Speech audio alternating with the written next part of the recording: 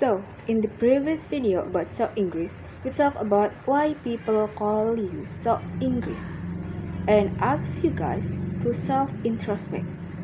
In this video, I want to give you a solution. What you can do to practice your English without being called SOK Inggris. From the previous video, you know that you have to know the right time and the right place to speak English, right? So, there is the first type. So, the most ideal solution to avoid SOK Inggris comments is to distance yourself from these people. Just stay away from them.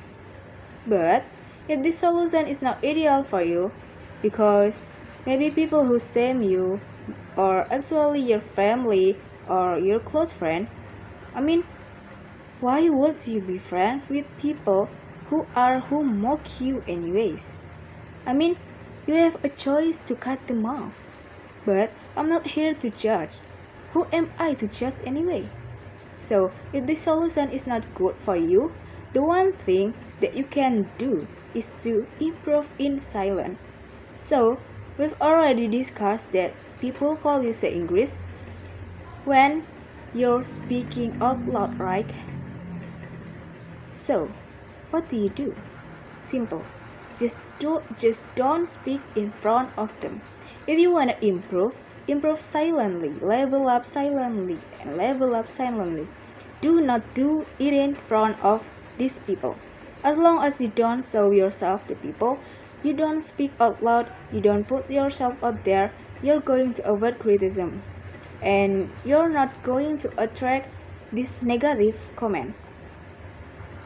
If you improve your English silently, no one is going to know what you're doing, and no one is going to say anything about that. So, it's the best thing to do first is to focus on your passive skills. So, improving your passive skills don't have to be loud or attract attention. What you need to do is to just focus on your listening skills. Listening skills is the one thing that is often forgotten in English classroom. It's actually arguably the most important skill to master first because this is the first step for you to get input and to learn a lot when you listen, and once you start to understand a lot of English. The more you understand, the more you learn when you're at a level where you have functional listening skills. That means you understand what is being said in videos or movie or people speak English at a native. When you're at that level of listening skills, you can do so much. You can consume a lot of English content. You can subscribe to a lot of online courses that is not available yet in Bahasa Indonesia. You can read a lot of books. You can watch movie or TV shows without subtitles. So just focusing on improving your listening skills to a very high level can help you do so much. Also, doing a lot of listening practice and improving your comprehension is linked to having better speaking skills because once you get a lot of input, it's easier to get output.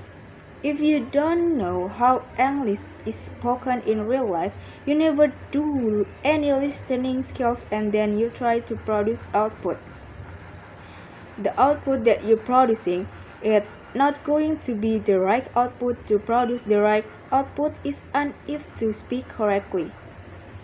You have to listen to the right things. So, I'm going to talk about importance of listening skills later on. But for this video, I want to tell you that if you just cannot avoid being around people who call you SOK Inggris, this is the one thing that you need to focus on first. Focus on listening skills and passive skills. Just focus on improving your listening skills in silence at your own time, in your room at night before you go to bed, and make sure to get to a level where your listening skills is functional to high level of listening skills. Even for those of you guys want to show off your English skills, who are fishing for compliments, nothing against that. By the way, improving in silence, improving your listening skills will actually impress people even more. Imagine you get comments like, "Wow, turn out you're good at English." So compliment like that, like, "Wow, turn out you're good," is better than "you're good at English."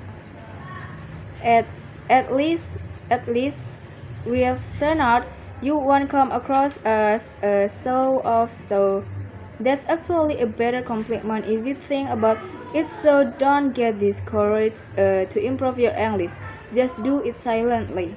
And of course, the next best thing to do is to find a community where you find people who have the same goals as you, uh, and you can support each other.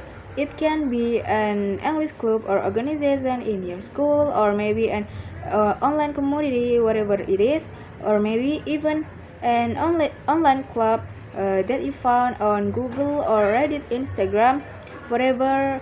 And while we are at it, I do want to recommend my online Discord community that you can actually get access to if you enroll in my online courses. English Polyglot, every night from 7 to 9. There's always going to be a mentor in the voice call lounge where you can actually go there and talk to them about anything. So, this is the best place for you to practice your speaking skills without getting judged. And you can ask about anything there with tutor about lesson in English. You can talk about anything that you want. And it's just going to be a safe zone for you to speak English without judgment. Here you actually be sure that you're not gonna be called SOK Inggris. So now I'm going to ask you, what are you going to do when people call you SOK Inggris? So comment down below for the answer. I want to know what you think, and I'm gonna let you go now. And I will see you in another video next week. Until then, you have a good day and bye bye.